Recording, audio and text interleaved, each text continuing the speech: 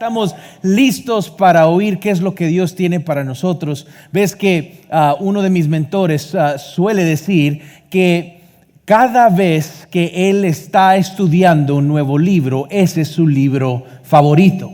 Entonces muchos le preguntan, ¿cuál es tu versículo bíblico favorito? Y él dice, el que estoy estudiando hoy. Y sabes, me identifico con eso porque cuando estudiamos la Biblia miramos que nos da una riqueza y de sabiduría, de consejos, de maneras en que nosotros podemos no solo vivir una vida, ¿verdad?, llena de propósito aquí en esta tierra, sino que podemos vivir una vida que impacte a otros y hasta cambie su eternidad. Y ese es mi deseo para ti en esta mañana, que en cuanto abrimos la Biblia podamos exponernos a la presencia de Dios que transforma corazones, y eso cambia muchas de nuestras situaciones, de nuestra vida diaria. Ahora, empiezo con contarles en sí o compartirles del año 2008, no sé si recuerdan o estaban ustedes en el año 2008, pero en el año 2008 fue muy importante tanto para esta nación de Estados Unidos. Se recuerdan que la economía se había totalmente, ¿verdad?, desplomado. Muchos de los que habían invertido en el mercado perdieron mucho dinero. Algunos llegaron hasta perder el 70-80% de todo el dinero que ellos habían hecho durante toda su vida. Unos perdieron sus trabajos, muchos perdieron sus casas, ¿verdad? Los bancos regresaron y embargaron esas casas. Y recuerdan, fue un colapso total financiero alrededor de todo el mundo. Y verás de que en esos momentos yo me encontraba en ese negocio de bienes y raíces, y me recuerdo que a la misma vez que estaba haciendo este negocio, estaba también sirviendo en una iglesia local. Y ves de que mi vida, en esos momentos, ustedes pudieran tomarme un diagnóstico espiritual y algunos de ustedes me hubieran llamado hipócrita. ¿Por qué? Porque yo los domingos estaba aquí como estoy aquí con ustedes hoy. Puedo estar enseñándoles la Biblia. Pero el lunes ustedes me hubieran visto como yo hacía mis negocios, ustedes hubieran dicho, no creo que es el Oscar, y me atrevo a decir, no es el Oscar que yo conocí ayer en la mañana. ¿Por qué? Porque mi vida estaba basada en una manera de ver mi espiritualidad, mi religiosidad, mi relación con Dios, estaba basada totalmente en lo que ahora profeso, que es el Evangelio. En esos momentos mi definición del Evangelio era diferente. Porque sabes, nosotros somos producto del ambiente y de las personas con las cuales nos rodeamos. Tú y yo reflejamos las creencias. Tú y yo hasta hablamos de la misma manera en que nuestros amigos hablan. Bueno, hay un dicho muy viejo que dice, dime con quién andas y qué, y te diré quién eres. ¿Por qué? Porque tus amigos, hasta los tics, ¿verdad?, de tus amigos o tus amigas, tú también haces los mismos, ¿verdad? Ellos andan haciendo así, tú también ya empiezas también a hacerle así, a parpadear con tu ojo. ¿Por qué? Porque tú andas y empieza a hacerse tu normalidad. Ves de que el Evangelio, cuando nosotros tenemos una perspectiva errónea del Evangelio, uno empieza a hacer cosas que no son constantes con la palabra de Dios. Y ves de que en ese 2008 yo era una persona que la aceptación de Dios estaba basada en mis logros espirituales. Ves de que era como que mi experiencia religiosa era como de agarrar medallas, ¿verdad? ¿Cómo se llaman? Boy Scouts, los Royal Rangers, hay diferentes, ¿no?, que dan diferentes parches, ¿verdad?, en cuanto ganas. En cierta manera, mi manera de ver mi espiritualidad o mi vida espiritual estaba en la aceptación de Dios, estaba basada en eso, en que yo podía lograr muchas cosas espirituales. Ves que la tradición cristiana en la cual crecí me ayudó en algunos aspectos de mi entendimiento teológico, pero a la misma vez me presentó una fe basada en el moralismo. ¿Saben qué es el moralismo? Haz esto, no haz esto. Haz esto, no hagas esto. Esto está prohibido, esto está aceptado. Entonces, cuando empiezas a ver, empiezas a ser una persona moral, muy buena moralmente, pero quizás tu corazón no esté transformado. Y ese era yo. Yo era alguien que el cascarón, ¿verdad? Tenía menos libras, ¿verdad? Como antes. ¿Por qué se ríen? Díganme, oye, adelante, anímenme a perder estos 30 kilos que tengo más. Pero en esos momentos mi cascarón espiritual era muy de, hola, ¿cómo estás? Y te podía hablar y decirte los términos teológicos, te los podía definir. Podía tener unos debates muy buenos contigo y decir, te gané, ¿ves? Tú no sabes tu Biblia y yo sé más que ti. Y empiezas como a empezar a enorgullecerte. Empiezas a compararte con otros en vez de compararte con Dios. ¿Ves que solía pensar que la vida cristiana era tener una fuerte pasión de lograr grandes cosas por Dios? Es que yo quería ser el Billy Graham de Latinoamérica. Yo quería ser el evangelista, el que llenaba estadios, porque mi unción iba a tocar corazones. Y ustedes dirán, no, pero eso es bueno, ¿no? Bueno, si mi corazón es puro, sí. Si mi corazón está contaminado y está basado en una verdad que es basada en que Dios tiene que aprobarme por mis logros espirituales, es errónea. Entonces, en esos momentos yo solía pensar que la vida cristiana era tener una fuerte pasión de lograr grandes cosas por Dios, por ser lo suficientemente bueno, para ser digno de ser usado por Dios. Yo quería ser usado por Dios.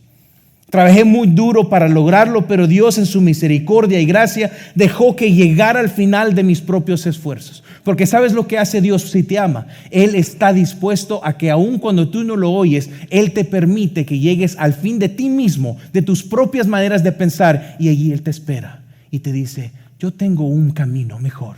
Y eso es lo que Dios hizo para mí.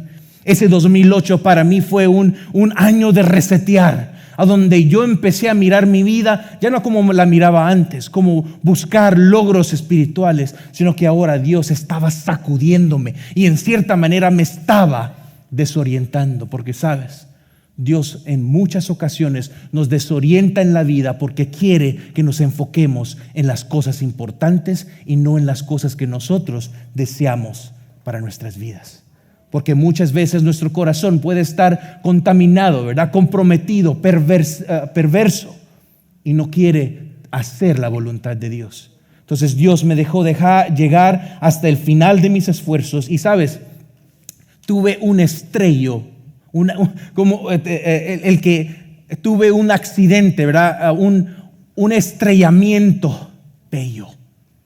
Algunos dicen, oye, pero estrellarse y bello como que si no van, ¿no? Sabes, es bello porque muchas veces cuando nos estrellamos, ¿verdad? En la vida es a donde, lo estaba pensando diferente. Ahora miro algo nuevo. Porque sabes, esos momentos difíciles muchas veces nos llevan a nosotros tomar inventario de lo que de veras sí es importante, de lo que de veras sí es una prioridad. Entonces, esto me llevó, ¿sabes? Eso me llevó a ser decepcionado, agotado, ansioso, deprimido, desanimado profundamente, sintiéndome sin esperanza, tener hasta pensamientos de suicidio. ¿Por qué? ¿Por qué? ¿Por qué vivir? Si ahora lo que yo creía que era bueno, ahora yo estaba mirando la hipocresía, pero lo interesante es que yo estaba haciendo lo mismo. Si miras cómo Dios muchas veces trabaja en nuestras vidas y muchas veces creemos que está trabajando en la vida de otra persona, pero Él quiere que nosotros tomemos inventario y cambiemos algo en nuestras vidas antes de empezar a señalar a otros.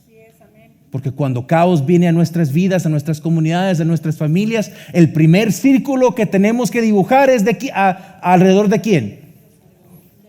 De nosotros mismos. Porque sabes, cuando tú haces eso, empiezas ahora tú ser el agente, el instrumento de bendición para cambiar toda situación.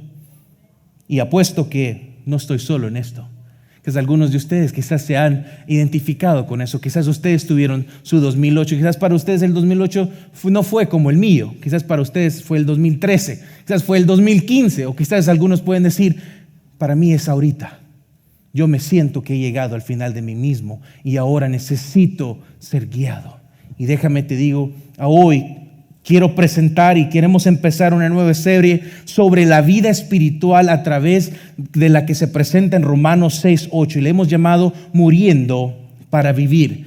se oye como una contradicción, pero en cuanto vamos desarrollando esta nueva serie, quiero que ustedes miren que en sí tenemos una gran necesidad, que mucha de la experiencia religiosa, que especialmente nosotros como latinos y mucho en Latinoamérica, el concepto de amar a Dios es erróneo y mal informado, lo que ha llevado a muchos a abandonar la fe cristiana al experimentar los frutos de la hipocresía delante de la iglesia.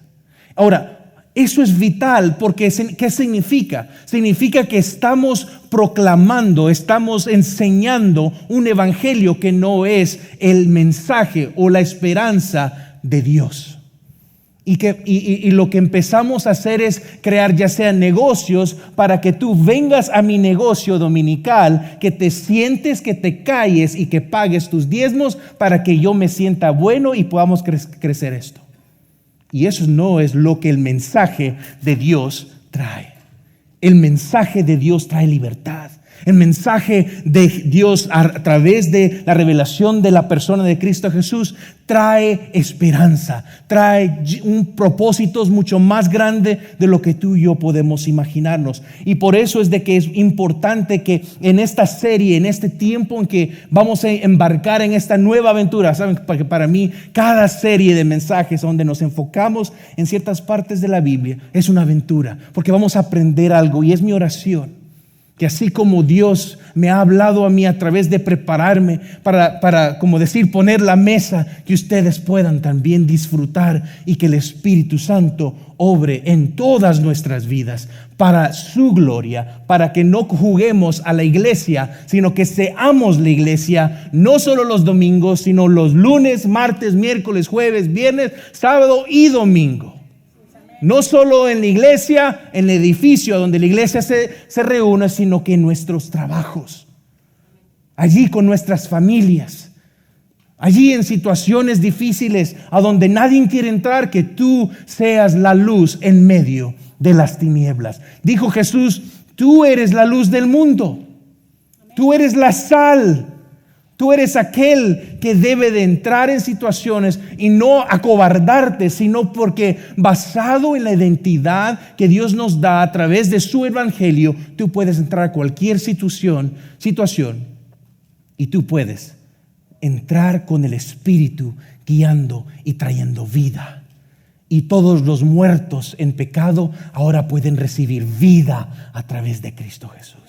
Amén. Entonces, quiero que empecemos a entender que la vida espiritual, ¿saben? En nosotros caminar con Dios no solo consiste en que cuántas veces leo más mi Biblia, cuántas veces oro, o cuántas veces evangelizo y comparto más mi fe, cuántas veces sirvo aquí en Watermark, que algunos de ustedes están en 3 diferentes ministerios sirviendo, 4 algunos, ¿verdad? ¿Y qué hacemos más para con la iglesia?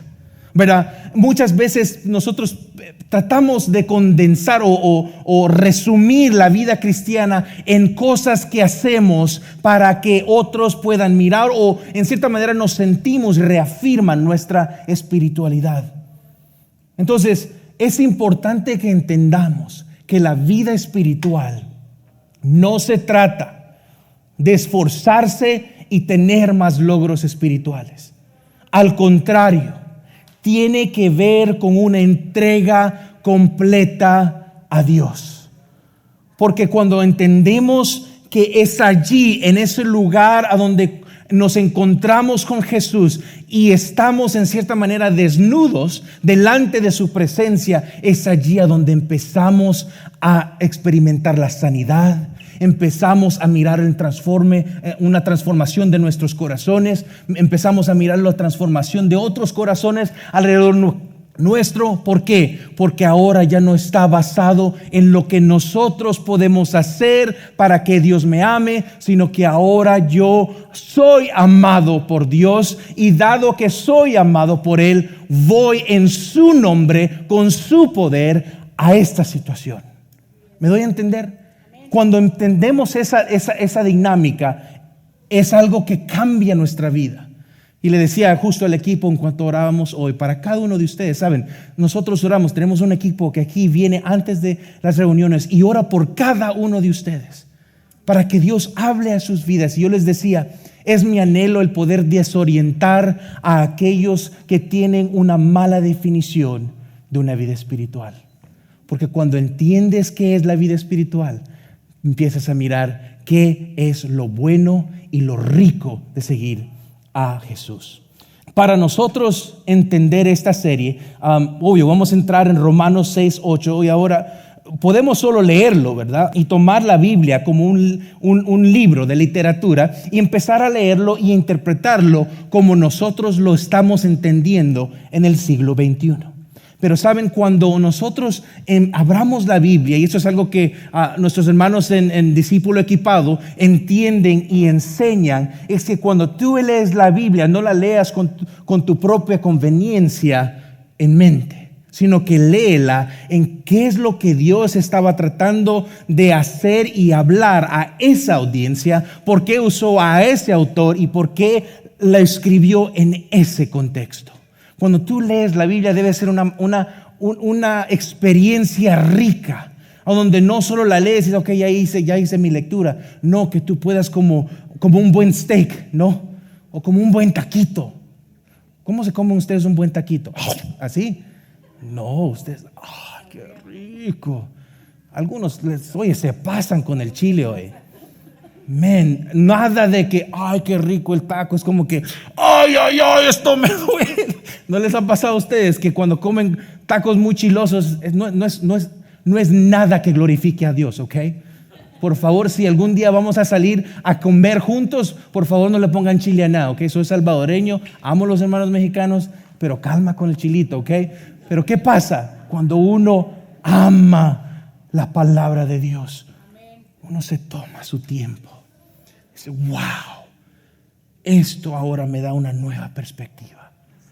Entonces, para empezar, les estaré dando 3 puntos para aquellos que toman notas. Pero antes de empezar y darles en sí, porque hoy quiero hablar acerca de una frase que es como ¿cómo te pudiera decir? Los sujetalibros. ¿Saben qué es un sujetalibro? Son las cosas que mantienen los libros en una librería, ¿verdad? Juntas, ¿verdad? Entonces, el libro de Romanos tiene 2 sujetalibros. Tiene Romanos 1:5 y de ahí Romanos 16:26. Mira lo que dice. Romanos 1:5 dice, es por medio de él que hemos recibido la gracia y el apostolado para promover la obediencia a la fe entre todos los gentiles, por amor a su nombre. Dice Romanos 16:26. Pero que ahora ha sido manifestado y por las escrituras de los profetas, conforme al mandamiento del Dios eterno, se ha dado a conocer a todas las naciones para guiarlas a la obediencia de la fe. Ahora, ¿por qué les comparto estos versículos? Les comparto estos versículos para que tengan un cuadro de referencia y, como les decía, que podamos interpretar bien la Biblia y no solo entrar y leerla sin de veras entender mucho del contexto histórico. Ahora, hemos seleccionado Romanos 6, capítulo 6 al capítulo 8, porque es ahí donde queremos nosotros aprender qué significa tener una vida espiritual, cómo yo camino con Dios, cómo es que mi relación, cuál es esa dinámica, ¿verdad? Ustedes han visto que con sus amistades está aquella amiga, ¿verdad? O amigo que, ni tengo que pasar mucho tiempo y wow, nos conectamos. Y hay algunos que cuando sabes que van a estar en una fiesta es como que no, mejor me quedo aquí en la casa, ¿verdad? ¿O no son así ustedes? ¿Por qué? Porque ¿qué pasa? Cada relación tiene una dinámica y con Dios tiene una dinámica. La Biblia nos la expone. Entonces hemos seleccionado Romanos 6 al 8 para que entendamos qué es tener esta vida espiritual, cómo es que caminamos con Dios. Entonces Romanos fue escrito porque Pablo le estaba diciendo a personas que no eran parte de la nación de Israel, ahora el Dios de Israel quiere una relación contigo. quiere estar en comunión contigo. Ahora Dios, desde el principio, el Dios creador, el único, ahora no necesitas tener sacrificios o hacer ritos, sino que ahora tú puedes accesarme a mí. Dios diciendo esto, me puedes accesar a mí, dado que yo envié a mi Hijo Jesús para que muriera en la cruz y ahora podamos tú y yo relacionarnos. Entonces Pablo le está escribiendo a estos que estaban viendo en Roma, porque algunos creían que los nuevos seguidores de Jesús necesitaban hacerse judaizantes, necesitaban hacer ciertos ritos para que ellos pudieran ser aceptados por Dios. Pero Pablo les sale y les dice, oyen, tiempo, mírenme. Ahora a través de Jesús y por el poder del Espíritu Santo, no necesitas a nadie más que solo a Jesús como tu mediador para tener una relación con Dios. Y ustedes dirán, pero ¿qué importancia tiene eso para mí? ¿Y qué importancia tiene esto para tú y yo? Tiene mucha importancia. Porque sabes, muchas de nuestras acciones hoy en día, y especialmente cuando vienen a situaciones difíciles en nuestras vidas, esas secuelas, esos traumas, muchas veces cuando no los miramos a través del lente de Dios, empezamos a amargarnos, empezamos a odiar a personas, empezamos a hacer cosas para defender nuestro propio corazón en vez de nosotros llegar a Dios y decirle, Dios, ¿cómo miras tú esta situación? Y eso trae sanidad. Mucho de nuestro estrés hoy en día, óiganme, la ansiedad, hoy más que nunca, está súper alta. Saben, hay personas que ahorita se están tomando tanto medicamento por la ansiedad, más de que personas están pasando por tratamientos de cáncer alrededor de toda la nación. Estaba hablando con un doctor y él me comentaba, ¿tú sabes cuánta gente hay usando medicamento para bajar su ansiedad? Y yo le comentaba, pero ¿y por qué cree, doctor? ¿Por qué cree que hay muchas personas ansiosas, verdad? Hay muchas personas atemorizadas. Dice, porque no se están sintonizando a lo que de veras es verdad. Y están poniendo las mentiras que leen en Facebook, en Twitter, en Instagram, en Fox News, en CNN, en Univision, en Telemundo, La Estrella. Se me quedó una. Todos. Y ponemos más importancia a lo que dicen esas cabezas que hablan, más de lo que dice la palabra de Dios. Por eso es que es importante, familia, que nos sintonicemos y entendamos que nuestra vida espiritual es importante, el que la basemos en la verdad que Dios revela a través de la Biblia. Entonces hoy quiero definir eso. ¿Cuál es la obediencia a la fe? Esa es la pregunta que quiero que respondamos y les daré tres diferentes respuestas. Dos de ellas son en el negativo, en otras maneras, lo que no es. Saben, muchas veces para aprender qué es algo, ponle un contraste, ¿verdad? Cuando pones un contraste, tú dices, esto no es, esto sí es. Entonces, cuando tú haces un contraste, eso te ayuda a concretar y entender conceptos tanto bíblicos, pero también en tu vida diaria. Entonces, empecemos. ¿Cuál es la obediencia a la fe? Primero, no proviene de la ley. Saben, para una persona judía que estaba oyendo esto de Pablo, hablar acerca de la ley, se estaba refiriendo ya sea al Pentateuco, ¿verdad? Los primeros 5 libros, o algunos tenían más libros que se creaban las leyes de Dios. Algunos creían que eran como 60 y 30 y más leyes que personas necesitaban seguir para poder obtener el favor de Dios. Entonces, lo que Pablo aquí está escribiéndole a aquellos que eran nuevos en la fe y que ahora se estaban uniendo al movimiento y aquellos que querían una relación con Dios, él les está diciendo, esa de obediencia a la fe, en otras maneras, el querer, el oír y hacer lo que Dios quiere para mi vida, no viene de la ley, no viene de lo que nosotros hacemos o lo que no hacemos. Bueno, ¿quiénes aquí Yo creo que esto ya lo he hecho una vez. Pero se han visto las señales de tránsito, ¿verdad? Dice 70, ¿verdad? ¿Cuántos de veras van a 70? Algunos van a 75. Ya mira a una persona que el codió a otro. ¿Ves? Ahí está. Algunos van a 80. Mi esposa te dirá, yo 85. En el tollway, tengan cuidado. Para los que no están, para los que están en línea, hay una autopista aquí que es muy peligrosa en sí. Pero ¿qué pasa? Esas señales de tránsito, para algunos son un estorbo. Para otros lo miran como una precaución. Para otros miran de que si se pasan de ese límite, pueden poner la vida de otros en riesgo.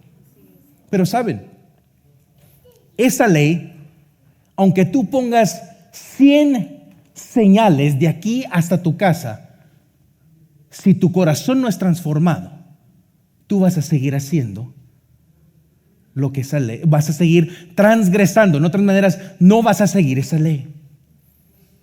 Y lo que Pablo nos está diciendo es, oigan, esta relación con Dios, esta obediencia, el oír y hacer lo que Dios quiere para mi vida, el yo caminar bajo el plan original que Él ha diseñado, no viene de las leyes que ahora estaban en el Antiguo Testamento. Algunos dirán, oye, entonces no debemos de leer el Antiguo Testamento. No, porque las leyes son como un tutor, ¿verdad? Como un maestro que nos enseñan quiénes somos y qué necesidad tenemos. Saben, muchos no les gustan los exámenes, las pruebas, ¿verdad? Los que están en la universidad me entenderán, no me gusta el día de examen, ¿verdad? O que les hagan un examen en el trabajo, ¿verdad? Para ver si tienes el conocimiento, ¿verdad? Para tener cierto rol. Algunos es como que, ¡ah! Pero sabes, esos son buenos porque te diagnostican a dónde es que estás. Ahora, si los miras de una perspectiva buena. Las leyes son maestros, nos enseñan, son una manera de enseñarnos tanto nuestra necesidad de quiénes somos. Porque saben, si no tuviéramos leyes terrenales, podemos poner ciertos países como ejemplos, ¿no? ¿Qué pasa cuando todos hacen lo que a ellos les parece? Se llama anarquía. Esa anarquía es todos hacen, y ¿qué pasa? El más fuerte es el que sobrevive. En vez de lo que Dios habla y presenta a través de la Biblia, es una monarquía, a donde está basado en la benevolencia de un Dios amoroso. Entonces Pablo le escribe a los de Roma y les dice, y también nos dice hoy en día para aquellos que son maduros en su fe o quizás nuevos en su fe, tu relación con Dios no es basada en lo que no haces y lo que sí haces, en las leyes que muchos hasta pueden poner. Sabes, tu relación con Dios está basada. Espérenme para el tercer punto, ¿ok? Saben, muchos creemos que el perdón de Dios, tenemos que como tener una buena condición o estar en buena condición para que Dios me ame. Saben, algunas personas me han dicho, yo no voy a la iglesia. Yo le digo, ¿pero por qué? No voy a la iglesia porque no estoy listo. Yo digo, pero entonces, ¿cuándo vas a estar listo? No, pues cuando ya deje de tomar o cuando ya deje de fumar. Uno me dijo, hasta que pare de pegarle a mi esposa. Y le dije, vente. ¿Qué pasa? Empezamos a nosotros a automedicarnos. Empezamos a hacer las cosas cuando nosotros queremos. ¿Y qué pasa? Creemos que nuestras propias leyes nos van a salvar, pero las leyes nunca han sido diseñadas para salvar, sino que las leyes de Dios siempre han sido diseñadas para enseñarnos nuestra necesidad de un Dios amoroso y su provisión enviada a través de Jesús. Y el poder del Espíritu Santo es el quien nos da acceso a Él. Entonces el perdón de Dios no está basado en lo que yo deba de hacer, sino está basado en lo que Él es, que Él es un Dios que perdona. Él es un Dios lleno de gracia. Él es un Dios lleno de amor. Él es un Dios misericordioso. Entonces, creemos que el perdón es hacer el trabajo de Dios que no quiero hacer. Y que es nuestro trabajo el cambiarnos a nosotros mismos a través de la obediencia o la ley. Si somos realmente honestos, ¿cuántos de nosotros vivimos la vida cristiana de esta manera? Haciendo cosas para que Dios me ame. Sabes, un autor, Andrew Murray, que es muy bueno, él escribió un libro llamado Permaneciendo en Cristo, se los recomiendo. Y él dice esta frase muy buena, dice: la idea que muchos tienen de la gracia es esta, que su conversión y perdón son la obra de Dios al inicio, pero después de eso, en agradecimiento a Dios, es su obra vivir como cristianos y seguir a Jesús. Siempre existe la idea de una obra que deben hacer, y aunque oren por ayuda, siguen obrando ellos mismos. Fracasan continuamente y se vuelven desesperados, y del desaliento solo aumenta a la impotencia. Si miran cómo esto es totalmente contrario a lo que hasta muchas personas, líderes cristianos, ¿verdad? Y que hasta yo he sido culpable de enseñar. De que si tú solo sales a servir a los prójimos, allí mirarás cómo Dios te va a usar. No, ahora miro y entiendo. Y saben, el 2008 en mi vida es a donde reseteó todo mi teología. Ahora yo no miraba mi relación con Dios basada en lo que yo hacía, sino en lo que Dios es. Y lo que Pablo le está diciendo a estos primeros cristianos, y a nosotros nos recuerda la Biblia, es que nuestra relación no es en lo que haces y lo que no haces. No está basada en la ley o obedecer porque tengo que hacerlo, porque si no mi papá se va a enojar. Yo sigo a Dios porque si no me va a quitar mi casa. Si yo no diezmo, ya no voy a perder mi trabajo y no quiero perderlo. Si yo no le doy a los pobres, entonces voy a perder mis inversiones. Si yo no le doy, verá, no soy una organización con responsabilidad social, verá, si tú tienes una empresa, si tú no das, entonces me van a no solo a cargar y pedir más impuestos, pero también me voy a sentir culpable. Entonces yo tengo que ser un portador, un contribuidor. Si miras como si lo dejas y no como dicen, lo despedazas, ¿verdad? Abres esas declaraciones. Tú estás profesando una relación basada en lo que tú aportas a Dios. Si miran cómo cuando empiezas a oír, dices, wow, esto sí, quizás puede ser diferente. Otro autor dijo en su libro llamado En la imagen de Dios: ¿han oído de los fariseos? Algunos lo usan hoy en día para aquellas personas que son muy religiosas, que no puedes ni hacer un chiste, ¿verdad? Justo un amigo llamado Jorge Cota puso algo, algunos quizás lo siguen en Facebook. Jorge, hola, ¿cómo estás? Me vas a oír. Verás de que él puso un chiste basado en un versículo. Y si ustedes hubieran visto los comentarios, oye, lo crucificaron, lo despedazaron. Y tú dices, wow. ¿Por qué? Porque muchas de nuestras maneras de relacionarnos con Dios es basado en cómo tú te miras con otros, en vez de lo que Él es y quién es su carácter. Entonces dice este autor: los fariseos se veían mucho a sí mismos como el verdadero pueblo de Israel, que en cierto nivel se sentían responsables de mantener la ortodoxia doctrinal, como ellos la interpretaban, y que mantuvieron alianza con Jehová a través de la ortopraxis fiel. De otras maneras, ellos eran personas como la policía religiosa, ¿verdad? A ver, tu pelo está muy largo, ¿verdad? Oye, el perfume te lo pusiste mal hoy, ¿verdad? Esa falda, cuidado. Ellos eran personas que decían, yo amo a Dios, pero eran policías de cómo es que tú vivías esa ley de Dios. Entonces ellos no creían que eran hipócritas porque podían apuntar a sus obras externas que confirmaban sus creencias declaradas.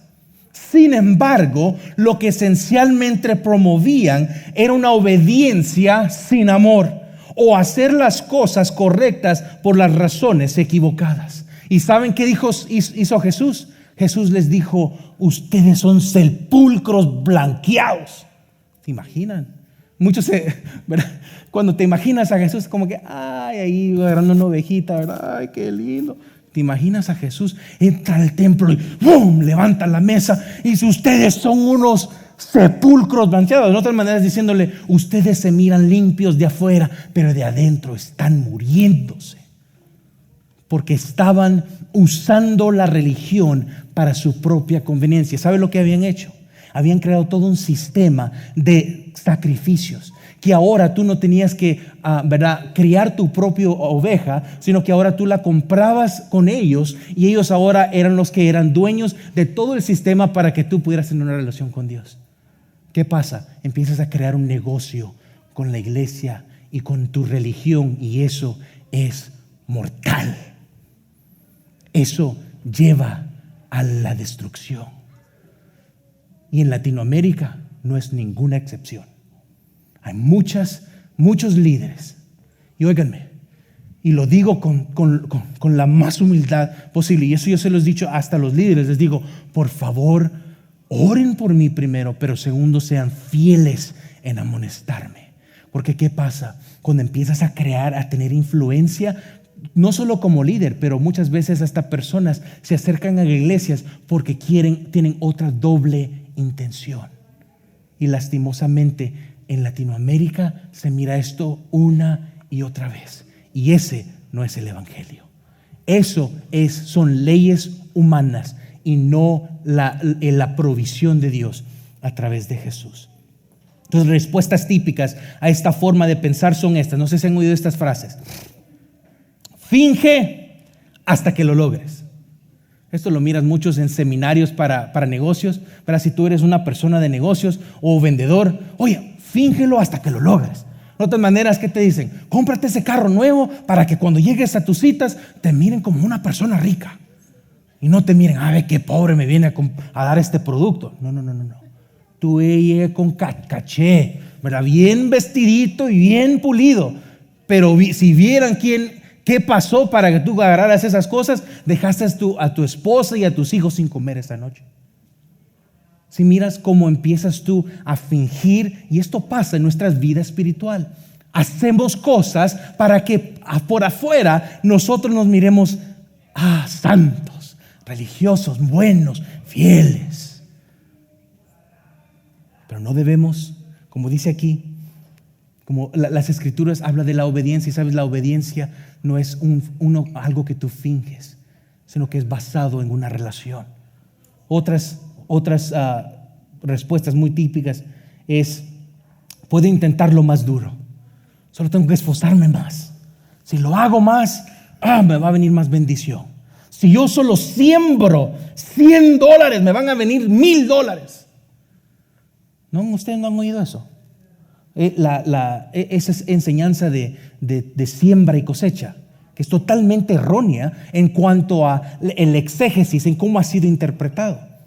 Y les digo esto de una manera así tan franca porque no quiero que caigamos víctimas, tanto nosotros individualmente, pero como iglesia.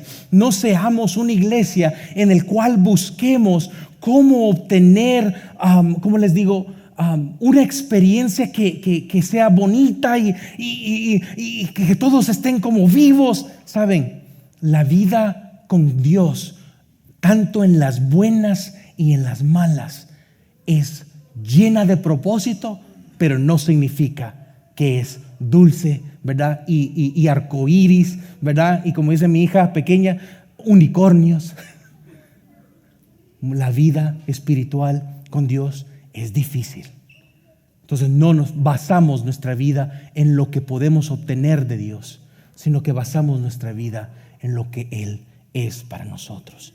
Entonces, eso de intentarlo más duro, si solo paro, ¿verdad? O me pongo aplicaciones en mi teléfono para que no vaya a sitios de pornografía, eso va a cambiarme, para que así otros puedan ver a dónde estoy yendo.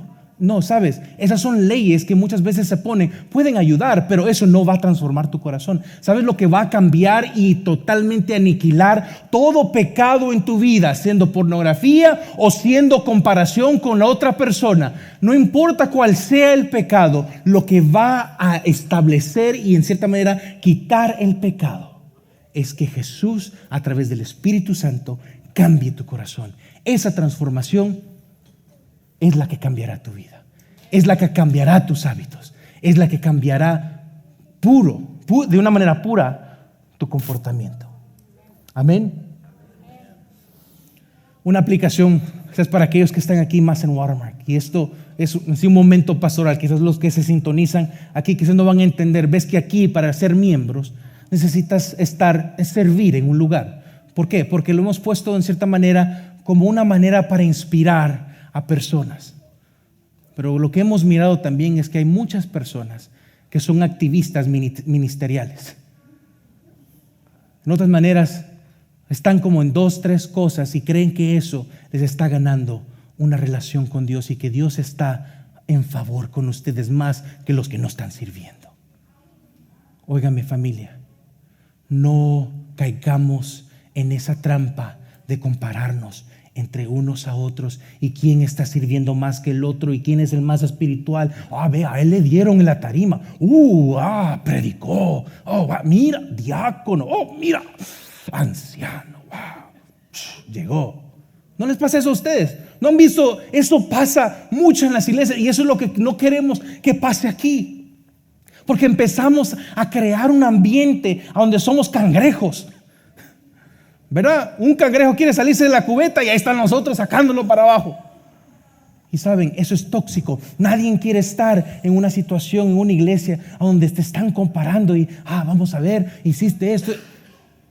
Es mi anhelo que tú vengas y si sirves aquí, lo hagas porque Jesús es bello. Amén. Que si tú das, si tú sabes que aquí ni pasamos el plato. Algunos veces se quedan, oye, aquí no pasan ni para ofrenda ni para diezmo. ¿Será que es una iglesia cristiana? ¿Saben por qué? Porque eso de muchas veces creemos que esta es como una manipulación y vamos a poner como órgano, ¿verdad? Y piano atrás, para que, sí, yo tengo que dar 100. No, sabes, cuando tú conoces a Jesús, tus finanzas no son tuyas, son finanzas de Dios. Tus recursos, tu tiempo, talento y tesoro no son tuyos. ¿Por qué? Porque ahora tienes un nuevo rey, tienes un nuevo Señor y ahora tú miras esos dones como de Él y tú le dices, papá, ¿cómo quieres que use esto? Y Él te puede decir, yo quiero que des 90% de lo que tú ganas y quiero que confíes en mí. Pero Señor, ¿qué significa eso? Significa, vende la casa, deja tus posesiones, ya no vas a salir a cenar como sueles ir a cenar, verás los taquitos todos los viernes en la noche. Y ustedes dirán, pero eso es una fórmula para obtener la gracia de Dios, para obtener el favor de Dios. No. Esa es una relación contigo y Dios. Y tú sé fiel a Él. Y el resto, que a Dios sea la gloria. Y que no sea, mira, qué santo y espiritual es. No. Que nosotros seamos aquellos que no busquemos ser activistas ministeriales, sino que seamos activados por el Espíritu Santo en nuestras vidas. Amén. Entonces, ¿están entendiendo el contraste de lo que sí es una obediencia a la fe? Es algo que no está basado en qué hacer o en la ley. Punto número 2, Romanos 3, 19 al 20. Ahora bien sabemos que cuanto dice la ley, lo dice a los que están bajo la ley, para que toda boca se calle y todo el mundo sea hecho responsable ante Dios.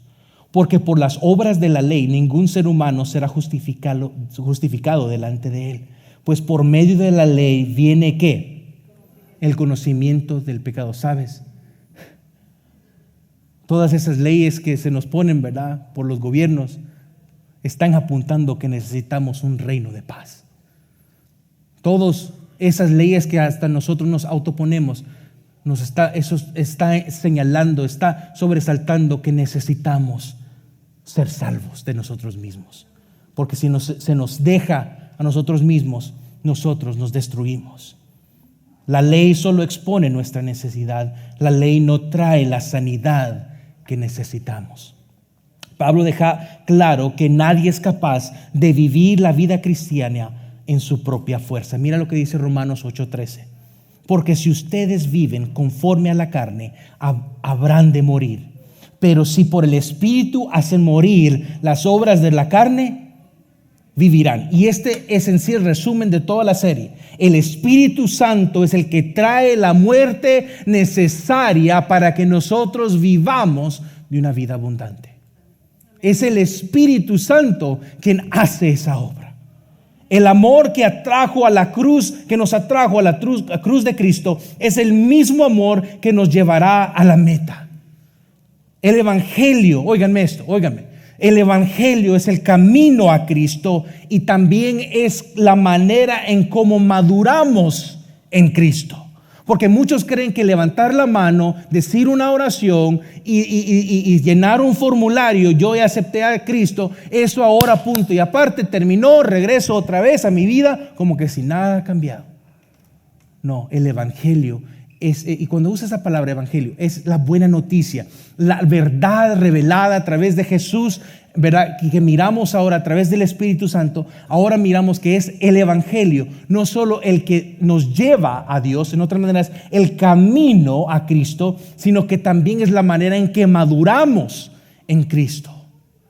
¿Cómo conquistamos el pecado? En cuanto más nos enamoramos de Cristo. ¿Quieres vencer el pecado en áreas en tu vida? Enamórate más de Jesús. Mira la provisión que se revela a través de Él. Mirarás un Dios amoroso y un Dios que te da una provisión y que te guía.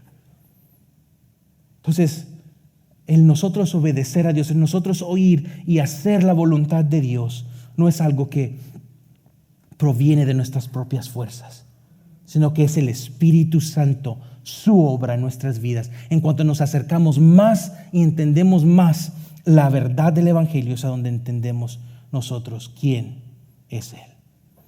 Mi último punto. 3. La obediencia, ¿sabe qué requiere? Una entrega completa. Lo que les he tratado de decir ahorita es el pasar momentos con Jesús a través del Espíritu Santo, el nosotros dejar ¿verdad? El que, no sé, como listas de cosas que necesitamos cumplir. Si cambiamos esa mentalidad y empezamos a vivir en la verdad de que Dios nos ama, eso cambia nuestras situaciones. No es en lo que hacemos, sino en lo que Él es. Lo último que queremos hacer, ¿saben? Es tratar de convencernos de que hagamos algo que realmente no queremos hacer. Al contrario, oramos que seamos despertados a la realidad que el Espíritu ya está obrando en nuestras vidas. Entonces, lo que hacemos después que finalmente nos damos cuenta de que somos completamente incapaces de transformarnos, es allí, en ese momento, es la obediencia que proviene de la fe. Cuando tú llegas al fin de ti mismo, es allí a donde empiezas a entender qué es seguir a Dios. Eventualmente tenemos que llegar a este punto, a decirle a Dios, Dios, tú tienes que hacer esto. Yo no puedo. Yo no puedo, Jesús. Cualquier situación a donde te encuentres, déjame te digo, experimentarás a Dios. Cuando tú llegues a ese momento y digas, ya estoy cansado. Ya no más, tío. Mi hijo se ha ido. Esta situación, mi matrimonio, ya no sé. Cuando tú llegas a ese momento vulnerable, ya no sé más qué hacer. Ahí es donde empiezas a accesar la obediencia a la fe. Porque es cuando llegamos a ese momento donde decimos, tú Dios sí puedes, yo Dios no puedo. Empieza una vida llena del Espíritu. Ahora quizás tú te sientas un poco desorientado y decir, oye, espérame, ¿cómo es esto? Fe sin obras no es fe. Calma. Llegaremos a los siguientes mensajes y vamos a hablar más de qué significa eso. Pero es importante que entendamos esta base, este cimiento, que hasta que lleguemos al punto de nosotros decir, Dios, yo ya no puedo, toma control, allí empezamos a nosotros vivir una vida llena y plena del amor, con el amor de Dios. Entonces, ¿qué hacemos? ¿Qué hacemos con esto? Que se oirá como una frase contradictoria, pero estemos activamente pasivos. ¿Saben qué es ser activamente pasivo? El que seamos activamente pasivos es cooperar activamente con la obra en nuestras vidas que recibimos pasivamente del Espíritu. Cuando tú vives una vida en el Espíritu, eres una persona templada, una persona que confía que Él tiene control de todo. Entonces, en los siguientes mensajes estaremos desglosando esto, qué significa tener una relación con Dios. Y espero que esta serie para nosotros sea una que quizás sí nos desoriente, pero nos enfoque en lo que de veras es prioridad. Y que no seamos una iglesia solo enfocados en qué es lo que podemos hacer, sino que cuánto más podemos dejar que Dios haga a través de nosotros. Tomemos solo 30 segundos para orar. Y si te sientes cómodo, agarra a la persona que está al lado y empieza a orar. Tomemos unos 30 segundos y oremos unos por otros. Y bendigamos lo que Dios ha hecho en nuestras vidas. Que miremos de que Dios está obrando en cada uno de nuestros corazones. Dios está obrando y haciendo algo nuevo todos los días. Padre, yo oro por mi familia, Señor, espiritual. Yo la bendigo, Señor. Gracias porque es tu sacrificio que nos une, tu sangre que nos hace de la misma familia. Señor, pido que por favor nos des más de ti, que dependamos más de ti día a día y que seamos informados en cada decisión por quién eres tú. Gracias te doy, Señor, porque tú eres el quien seguirá haciendo su obra y el Espíritu Santo es el que está obrando en cada uno de nosotros. Entonces, gracias, te lo pido todo en el nombre de Jesús. Amén.